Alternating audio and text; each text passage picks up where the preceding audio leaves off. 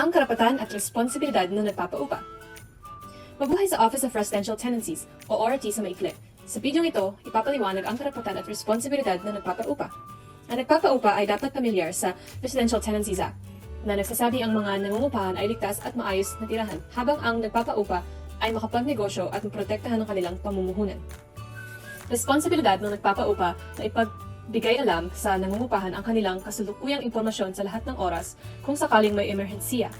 Ayon sa batas, ang nagpapaupa na nakatira sa labas ng probinsya ay kailangan may negosyo sa Saskatchewan o magtakda ng ahensya sa Saskatchewan.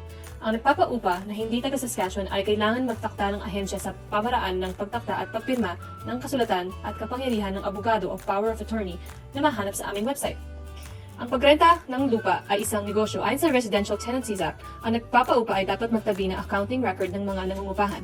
Ang maayos na pamamahala ng nagpapaupa ang mapoprotektahan ng kanilang karapatan at ang maprotektahan ng halaga ng kanilang propriedad. Kapag naghahanap ng mangungupahan, ang mga nagpapaupa ay bawal maghingi ng bayad sa aplikasyon.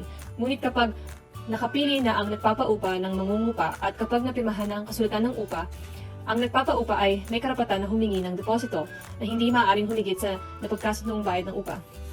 Ang nagpapaupa ay dapat na ibigay sa nangungupahan ang susi sa unang araw ng pag-upa. Habang naninirahan ng nangungupa, hindi maaaring palitan ang kandado ng sinuman maliban kung napagkasundo ang nagpapaupa at nangungupahan. Ang pinakamalaking responsibilidad ng nagpapaupa ay ang mapanatiling malinis at ligtas ang nasabing paupahan. Kabilang dito ang pag-inspeksyon sa paglipat at pag-alis ng nangungupa upang masigurado na ang nasabing paupahan ay angkop, walang mga insekto at maayos ang kung anuman ang dapat ayusin sa nasabing paupahan. Sa pagtapos ng pag-upa ng nangungupahan, responsibilidad ng nagpapaupa na ibalik ang deposito, pero kung sakali na may nasira at pagmamay-ari ng nagpapaupa, ang nagpapaupa ay may karapatan na huwag bayaran o bawasan ang deposito ng nangungupa.